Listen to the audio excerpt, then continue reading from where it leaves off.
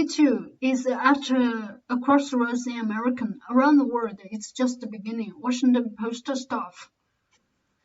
In 2007, American activist Tarana Burke used the term Me Too to raise awareness and stand with victims of sexual abuse. A decade later, the hashtag went viral as women came forward to accuse powerful men of harassment and misconduct. Now, Me Too has evolved into a global movement, generating new or spin-off hashtags in many languages. It has impacted countries around the world and has also been transformed by them. In the midst of the coronavirus pandemic, activism on women's rights and gender-based violence hasn't ceased. If anything, in some cases, it has gained new urgency online. So, what does Me Too look like around the world? We asked writers and illustrators from each country this question. Here are their answers. Me Too in the land of censorship. China. 2 years since the Me Too movement took off in China, Chinese feminists are battling headwinds in a political environment where the ruling Communist Party's control over the internet, media, and independent activism is tighter than it has been in 30 years. China's party's state has zero tolerance for collective action, so the country's Me Too movement has never been able to manifest in mass street protests. But individual victims have taken their cases to court, demonstrating extraordinary determination and resilience. Facing intense slut-shaming on Chinese social media platforms and censorship of discussions over her case, University of Minnesota student Liu Jingyao, who is suing in a Minnesota civil court Chinese billionaire Liu Qiangdong for an alleged rape, vowed to never settle or sign a non-disclosure agreement. Similarly, screenwriter Zhou Xiaoxuan, who is suing in a Beijing court, famed state media anchor Zhu Jun for alleged sexual harassment and assault, which he denies, said, "Even giving me 100 million yuan, I wouldn't settle." Under pressure, the Chinese government has made limited improvements. In December 2018, the Supreme Court added sexual harassment to the list of courses of action, making it easier for Me Too victims to seek redress. Yet, China still lacks robust laws against sexual harassment. Silenced in their home country, Chinese feminists have increasingly found a footing overseas, utilizing the relatively free and safe space in Western countries. Me Too activists hold protests, discussions, and trainings and provide support to their counterparts inside China. In late 2019, authorities detained Huang Xueqing, a journalist and leading figure in China's Me Too movement, for 3 months for unknown reasons. Upon release, Huang reportedly wrote, "This is Xueqing and I'm back. 1 second of darkness doesn't make people blind." Amid the worst darkness, nevertheless, Chinese feminists persisted. Women came forward. Then, a two-factor setting in India. In the fall of 2018, Indian women were part of an extraordinary moment in the country's feminist history, linking themselves to a global sisterhood of survivors. They took to social media to share experiences of sexual abuse with the hashtag #MeToo. As a woman after woman narrated stories of pain and horror, I studied the Twitter handle Indian Me Too to streamline and provide a platform for their voices. Most of the stories were of acquaintance assault. Women narrated how men they once trusted, former boyfriends, classmates, professors, and colleagues raped them on dates, molested them in their sleep, kissed them forcefully, pretended not to understand the consent, and gaslighted them. More than a dozen women came forward to accuse a federal minister, M.J. Akbar, forcing him to resign. He denied the allegations and took one of them to court. Since then, for the most part, a two-factor has set in, with men launching lawsuits against women in the hope they will serve as warnings, because they tend to occur in private spaces Most acquaintance sexual harassment cases are difficult to prove in court and aren't taken seriously by the police. Women often find that reporting them amid social censure and police empathy in a country where brutal sexual crimes take precedence is fertile. And if they talk about this online, men call them liars for not reporting their abuse. Ironically, the loudest clamour for justice has been for men themselves, prominent artists, journalists, lawyers, and statisticians, worried that their reputations will suffer. But beyond losing a little social sheen, most are still able to bask in the toasty warmth of their social capital. Mainstream media organizations are largely silent. Me Too stories are now a reminder of the feminist movement that our institutions sidestepped to avoid accountability. In India, women still have limited access to justice unless their stories are used as trauma porn for the nation. High heels and discrimination in everyday life. Japan. The Me Too movement arrived in Japan at the end of 2017. Before that, I believed sexual harassment, workplace bullying, and sexual violence had nothing to do with me, though I had been the victim of such acts for a long time. But the Me Too movement helped people realize that sexual harassment and violence are problems that affect their everyday lives. There is always a backlash. Shuri Ito, a journalist who courageously accused a powerful man of rape, became the target of such violent criticism that it became difficult for her to live in Japan. It's a cycle familiar to many outspoken Japanese women. You gather your courage to speak up, only to be silenced by countless invisible anonymous people.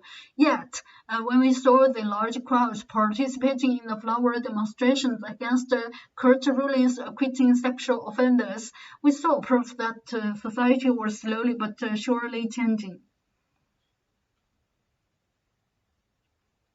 In 2019, I studied the Kutu movement, which began with my tweet complaining about the culture of dress codes that forced many women to wear high heels, using shoes, something that felt more familiar to many than sexual violence, as a lens helped Japanese people understand how close to homosexual discrimination really is and the different forms it can take. Every day I receive messages that I now realize how sexual discrimination exists in so many aspects of everyday life. At the same time, there are others who try to block me from speaking out, claiming the issue isn't about sexual discrimination at all. But after a year of Kutu, our voices have finally reached the Japanese Prime Minister Shinzo Abe. In March, he said that women shouldn't be forced to wear high heels, a step in the right direction. The Japanese public tends to be cautious about changing society, but I want people to see that it can happen. The next step is to urge them to take action. Where the legal system silences women, Australia. When the Me Too hashtag went viral in October 2017, Australians were quick to embrace it. An initial flurry of stories published pointed at high-profile men, including Oscar-winning actor Geoffrey Rush. But then, momentum stalled. Rush disputed the account and was awarded 2.9 million Australian dollars in damages after successfully suing nationwide news for defamation over two articles published in 2017. Fellow actor Craig McLachlan is now suing the Australian Broadcasting Corp and Fairfax Media for defamation after being accused of incident and inappropriate behavior and charged with assault, all of which he has denied. The law seems to have had a chilling effect on women's coming forward. Australia doesn't protect free speech, and media freedom is not enshrined in law.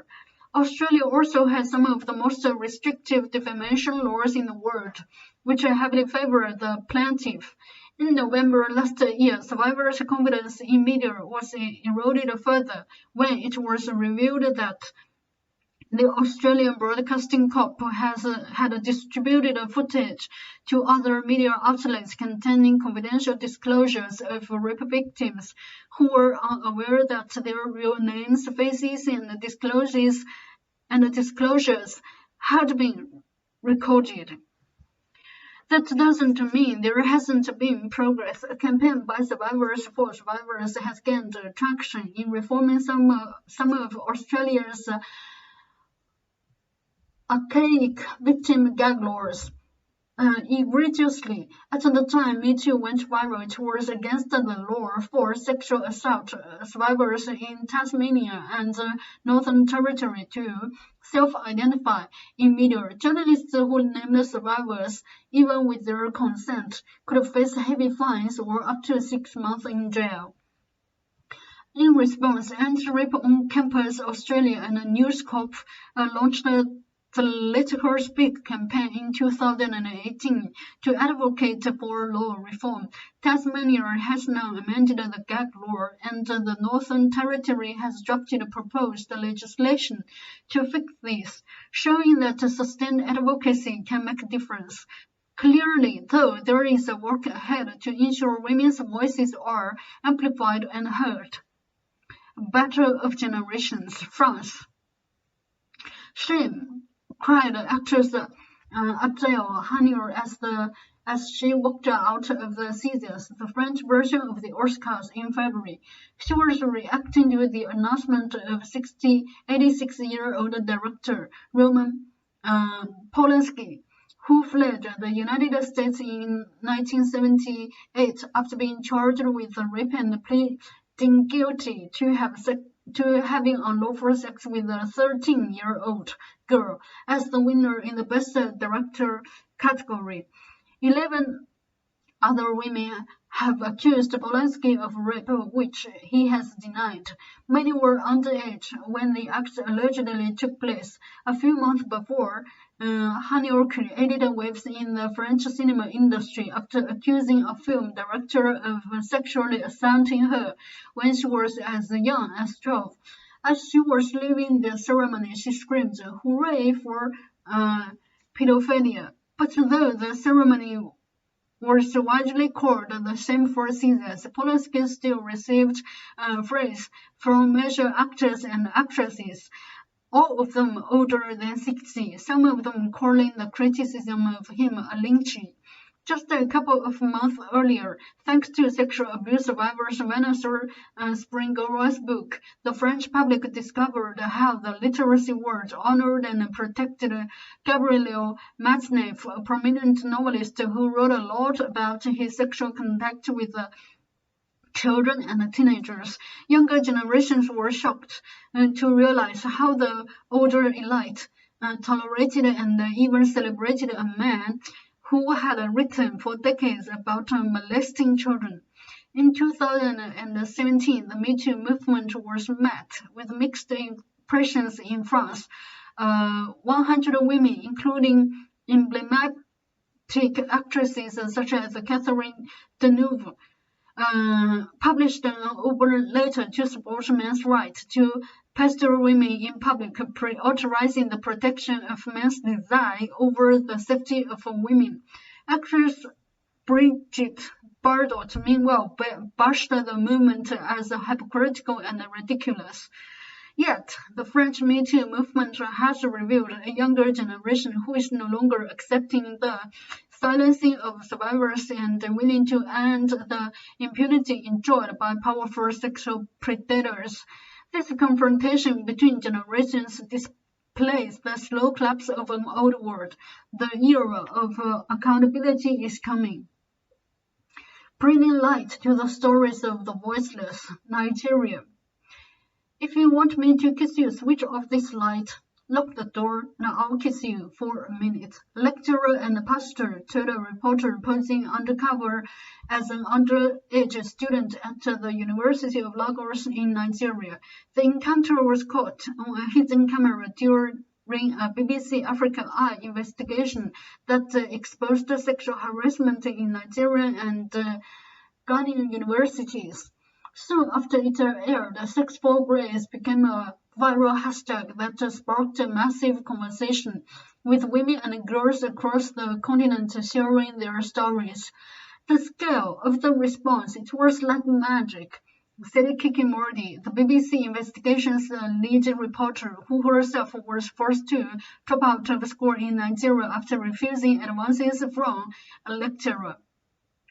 While Me Too in the United States was pushed onto the mainstream by powerful female celebrities and journalists working in Hollywood and media, scores of Western African women face predatory behavior as a part of everyday life. Morgan said, "What is different about this is that these are young and usually voiceless girls."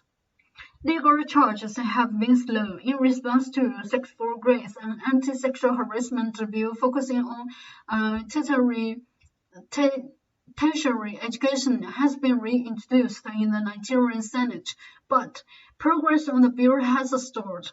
And while all the lecturers that were featured in the film were sacked from their posts, there have been no criminal investigations yet with regards to possible crimes against underage girls. Still, Sex for Grace is a watershed moment for women's progress in Africa. Modi's bravery should stand as a testament to the universal power of investigative journalism. Mexican women have lost their fear forever. Mexico. When the Me Too movement started in 2017, Mexican women felt hopeful, but the movement also felt distant, like a Hollywood production. When Mexican actress Carlos Souza talked about suffering sexual abuse, she didn't name the perpetrator. It was clear Mexican women still didn't feel safe to tell the full story. But in 2019, Mexico's own Me Too movement exploded and no one saw it coming. On the day of a book presentation, there was a flood of accusations against the author, who had a more of a reputation as an aggressor than a poet. The event was cancelled. The next day, the author denied the charges. Minutes later came the first tweet, "You did hit me." Then another, "I got pregnant," and you disappeared. In a matter of hours, there was a wave of testimonies, not just about that writer, but against other prominent figures who, for years, had abused and harassed women. Suddenly, Me Too swept through the music and the film industries, the theater, advertising, and other creative fields, universities, and the media. Some companies turned on the women instead of working to punish the aggressors, but in general, virtually overnight, there was the urgent need to share stories and listen to prevent more violence. Organizations are all still grappling with this, how to have a deep and meaningful self-examination while avoiding what some see as superficial appropriating the movement, purple washing to improve their public image. It might be too soon to evaluate the full impact of the Me Too movement in Mexico because it also intersects with other important movements and campaigns. But every day we see more accusations and testimonies. We now know that speaking up is a real option, that we won't be alone if we make public our experiences with abuse. We are also organizing more broadly to demand an end to violence against women and equal treatment in the workplace. Initiatives such as Manuel's Honda's Marberta or Yais Hora are the proof.